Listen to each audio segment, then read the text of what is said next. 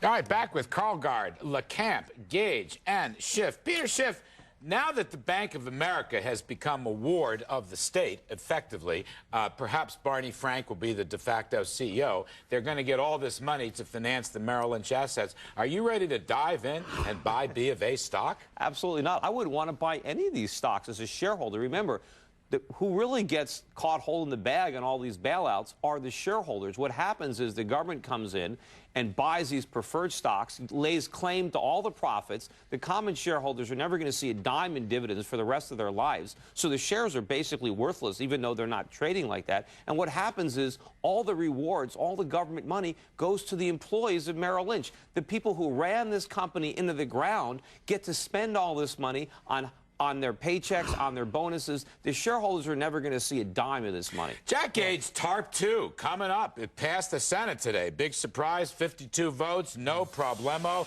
Maybe a cool $100 billion going to foreclosures, as well as Bank of America. B of A, Citigroup, they're wards of the state. Does this make you bullish on bank stocks? Would you buy financials here? Because there's a lot of people on Wall Street are being duped into thinking TARP is a wonderful thing. Absolutely. Once you break $10 a share, you get me interested. So I think it's so an interesting time to start bottom fishing. It is. I mean, listen, how much worse can it get? Where's Peter really talking offset? You said, you know, is Bank of America too big to fail? I think it's the definition of too big to fail. I think this deal is too big to fail. But it's already failed. So it's going to happen. Bank of America's already failed. Where's the value in the shares? Are they ever going to have earnings that are going to accrue to the shareholders after they pay the government? If the system's working, the equity's wiped out. So I think it's a healthy sign to a certain extent of the system in general. You don't think the government is just going to basically give them their marching orders, the B of A and Citigroup? You mean like they have with Vikram Pandit, right? Yes, I mean, he is absolutely a foot soldier of Congress. Citigroup is a ward of the state. Yeah. There's no question. All right, Jim LeCamp, I got another one for you. Because of the impending passage of this fabulous stimulus package, $825 billion of goodies coming out of Washington, courtesy of the new Democratic majorities, are you ready to jump in and buy a lot of stocks, in particular cyclical, economic-sensitive, economic growth stocks? Will stimulus save us, Mr. LeCamp?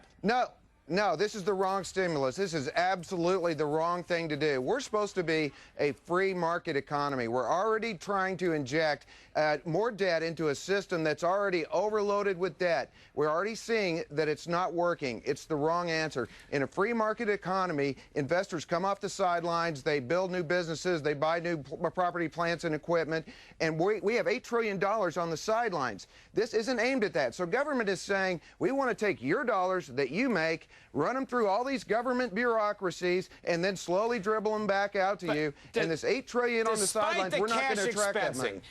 Obama's package had cash expensing for business investment, and I support that, and I praise that. But on the other hand, Jim LeCamp, all day long on our great network, I see a lot of important investment gurus say, heck, I want to buy stocks because of this stimulus package. Why do you disagree? And I'm going to whip around.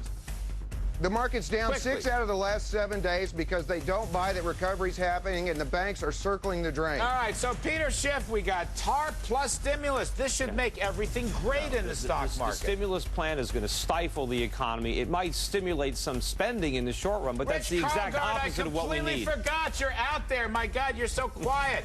Stimulus and TARP, you only got 15 seconds. Okay, I forgot. Number one, I love all this negative sentiment. Number two, I think there is a mustard seed for recovery in TARP 2, and that would be an amending of this ridiculous mark-to-market accounting that has screwed everything up and added. Mark-to-market. Yeah.